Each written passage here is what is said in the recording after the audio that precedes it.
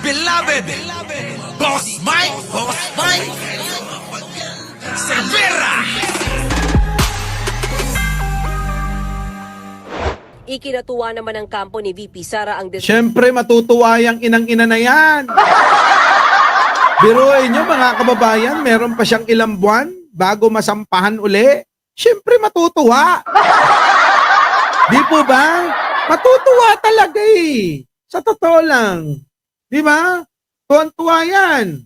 Malamang pati bewang niya kumikembot eh sa tuwa. Di ba? Oh, sige tuloy. Pagbigyan natin ng katuwaan ni Buday, mga kababayan. Sa ng Korte Suprema. Kilala raw ito sa rule of law. Po, kinang-ina nyo. Pagkilala sa rule of law, sabi mga kababayan, pero hindi marespeto yung pagkakadampot sa tatay neto. Yan ang problema sa mga to kapag kapaboran nila mga kababayan, rule of law.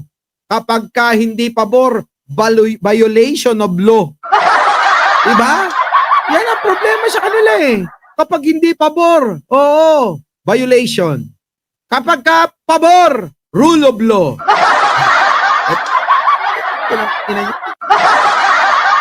Sa totoo lang eh, no? Kung pwede lang magmura din sa mga inang to eh. Sa totoo lang. Oo, yung aking utak mga kababayan, pwede bang magtigidig muna? Habang minumura ko sila sa isipan ko. Ano? Gayahin ko muna si Libayan, ano? Pero kaibahan, yung utak ko nagmumura yan. Oo, kung si Libayan habang tumitigidig, mga kababayan, nag-iisip, ako ho, nagmumura. Pwede ba? Pagbigyan nyo lang ako, ha? Eto lang mga kababayan, nagtitigidig ako pero minumura ko yan.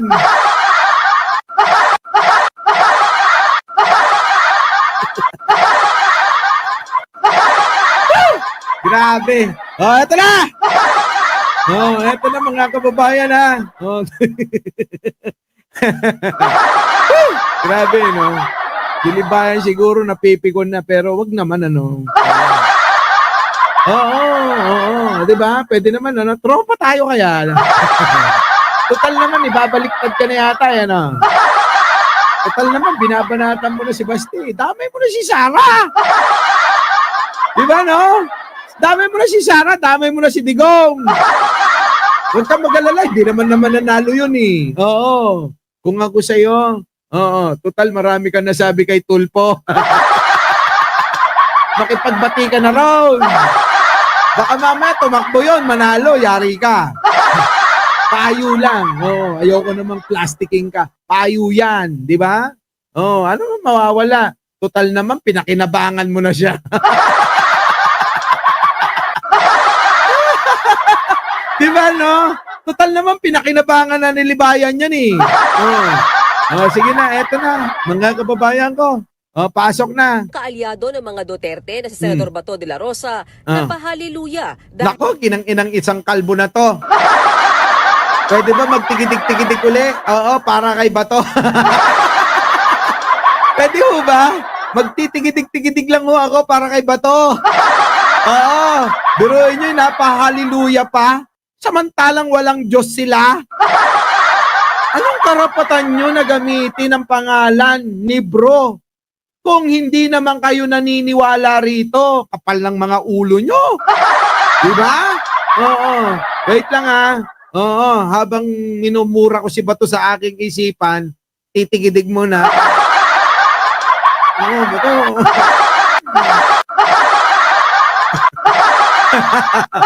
Ayos eh na. Ayos! Ito lang! Oo. Si Mirashi, tuwan-tuwa naman eh. Baka mamaya, si Baste, makita akong gumaganito. Sabi ni Baste, Boss Mike, pakalong! Ha? Baka magpakalong si Baste. Eto na, mga kababayan ko. Pasok! Napahaliluya daw yung kalbo, mga kababayan eh. Dahil natalo raw ang pwersa ng kasamaan. Kita mo, natalo daw ang pwersa ng kasamaan. Binaliktad na naman ng mga yan. Alam nyo naman yan, mga kababayan, sa pambabaliktad, sila dyan magaling, ano? Sige. Ang isa pang kakampi ng bise na si Senadora Amy Marcos. Isa pa to. Langya, mukhang inaopera na yata yung baba. Sa totoo lang, version mo si Babalo, Manang. Pag tinititigan kita, sa totoo lang, hindi ko maipinta. Natatawa talaga ako eh. Dahil nai-imagine ko yung palabas ni Babalo. Mambwisit na lang tayo, mga kababayan. Di ba, no? Hindi, sa totoo lang eh. Pag nakikita ko mukha nito mga kababayan eh, naalala ko si Babalo eh. Di po ba? Oh, sino ho nakakaalala at nakakakilala pa? Doon siya na mayapa, na si Babalo. Sumalangit na ang kanyang kaluluwa. Mga kababayan ko? Naalala niyo po ba si Babalo? At saka yung katandem niya, sino? Si Dolphy, di ba? Yang dalawa na yan, pag nagtandem, mga kababayan, imposibleng hindi kayo tatawa. Pero dito, mga kababayan, pansinin nyo na lang. Kung yung iba naiinis dyan, imagine nyo kaya, si Babalo siya. Para hindi kayo nai-stress, sabi ko sa inyo mga kababayan, i-reverse ninyo yung mga negatibo, yung mga nakakapag-stress sa inyo, gawin yung positibo. O anong gagawin mga kababayan? O yung mukha nito, imagine nyo, siya si Babalo. Diba? Ito na. Ito na. Nanawagang respetuhin ang desisyon ng SC. Nire-respeto naman ng ilan. Pero hindi ibig sabihin sang-ayon yung mga yan. Diba? Awat na raw muna sa politika. Pero kung si Senator awat sa politika? Kailan pumasok sa ulo nyo yan? May nalalaman pa kayong awat sa politika, hindi nyo nga tinitigilan si Pangulong Bongbong. Natapos ang kampanyahan noong 2022. Anong ginawa nyo? Binalak nyo na agawin ang posisyon.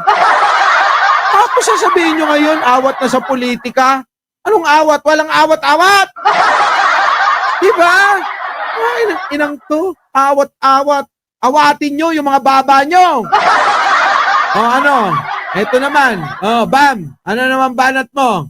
Sige, banatan mo. Aquino ang tatanungin, tila na etsapuera umano ang tungkulin ng Senado. Handa na kaming dinggin ang lahat ng ebidensya para makapagdesisyon ng patas bilang mga hukom, kaya dapat ituloy na to. Maging si Senador dismayado. Isa sa mga pinagtataka niya ay kung paano nalabag ang one-year bar rule, gayon isang impeachment case lang naman ang iniakyat sa Senado. Nako, yan na nga ang mga katanungan. Ito, asahan nyo pa to. Mga kababayan, huwag kayong magtitiwala sa mukhang ito. Mga kababayan tandaan nyo yan, yung mga gumagamit ng mga salita ng Diyos daw. Para lilangin ang sambayanan. At syempre, ganun na nga ang mangyayari. Praise the Lord, hallelujah. Yan ang gamit-gamit nila. Pero mga kababayan ko, kabaliktaran ng mga nasa isipan. Sapagkat ang isipan ay makasalanan. Nag-aalaleluya, pero ang iniisip niya, kwarta na nanakawin niya. Diba? Yan yun mga kababayan tignan nyo na lang, sample nyo na lang. Sino? Sino? Di si Kibuloy. Diba? Yan tuloy. Tingin naman ni Senador Joel Villanueva, desisyon pa rin ng mayorya ang dapat manaig. Sabi naman ni Senador Ping Lacson, dapat igalang ng Senado ang pasya ng Korte Suprema. Yan ay kahit pasalungat daw ang opinyon ng maraming legal expert sa interpretasyon ng SC. Iginagalang din ni Senador Erwin Tulfo ang desisyon ng SC. Pero giit niya, may sariling kapangyarihan ang Senado na magdesisyon sa impeachment. Yun naman pala Buti pa to si Erwin Meron naman palang kapangyarihan ng Senado para mag-desisyon dyan sa impeachment na yan, gawin nyo na! Diba? Gawin nyo na yan. Handa rin daw si Senator Erwin Tulfo na makinig sa lahat ng ebidensya. Yun naman ang gusto namin kung i-acquit ninyo, wala naman kaming paki. Ang gusto lang naman lang naming malaman at marinig, makita, kung ano yung ebidensya at depensa. doon lang naman kami talaga eh. O, siguro sino ang katulad ko ang opinion? Sino ho ang may gusto na makita yung yung ebidensya at depensa ni Buday? Ako, yun lang din eh. Doon lang ho ako babase, mga kababayan. Di ba? Boss Mike, pag na-appoint si Remulla na ombudsman, nako! Oo, ganun na nga. Sige na, ito na. Naman kay mamayang Liberal Party List Representative Laila de Lima, Na? hindi pa tapos ang laban. Yun, kita nyo mga kababayan ko, hindi pa naman tapos ang laban. Di ba? Wag kayong magtakot na baka mga kababayan ay si Buday magtuloy-tuloy sa pagnanakaw. Dahil hindi naman po inabsuelto ng Korte Suprema yung mga binibintang sa kanya. Di ba? At meron pa pong pagkakataon na 7 buwan bago pwede ho uli na sampahan ng impeachment complaint. Oo, etong si Buday. Yan. Walang naburang kasalanan, Yan. walang nalinis na pangalan. Hindi tayo dapat masanay sa mga leader na hindi napapanagot. Yung mga previous Pero babala ng actions tagapagsalita ng Senate President, Impeachment Court, posibleng magkaroon ng constitutional crisis. Ako. Yan na nga yung mga pinag-uusapan kahapon ng mga kasama nating mga abogado na baka magkaroon po ng constitutional crisis, mga kababayan. Ito hong mga nangyayari ngayon, yan ho ay hindi magdudulot ng maganda na epekto sa ating ekonomiya, sa ating bansa at sa mamayang Pilipino. So, malaking problema nga yan, mga kababayan. Ito na. Dalali ng Senado ang desisyon ng SC. Laging mag-iisip ang taong bayan, ang mga iba't ibang mga sektor. Sino na susundin natin? Kaya nga, sino na susundin natin? Mga kababayan, sa ginawa na, alam nyo, dapat inisip din ng Korte Suprema yan no? Diba, no? Dapat inisip din ng Korte Suprema yan na maaaring magkaroon ng constitutional crisis. Sabi nga ni Pay Mura, etong nangyari na to. Kita nyo mga kababayan, iba-iba ang opinion, pananaw ng mga tao na mga may alam, marunong sa batas. Di ba? Tuloy. Yung Senate ba? O yung Supreme Court. So kung gano'n na mangyayari, yun yung tinatawag natin constitutional crisis. Yan, mga kababayan. So eto na. Kasi iba-iba na ang pananaw ng tao ngayon, mga kababayan. Pakinggan natin ito si Fiscal EJ. Kilala niyo po ba ito? Mga kababayan, si Fiscal AJ, mga kababayan. Pakinggan natin eto na, Fiscal, paliwanag mo. Etong problema nga kinakaharap ng bansa ngayon. Lalong-lalo na itong dito nga sa desisyon ng Korte Suprema. Our beloved Boss Mike! Boss Mike!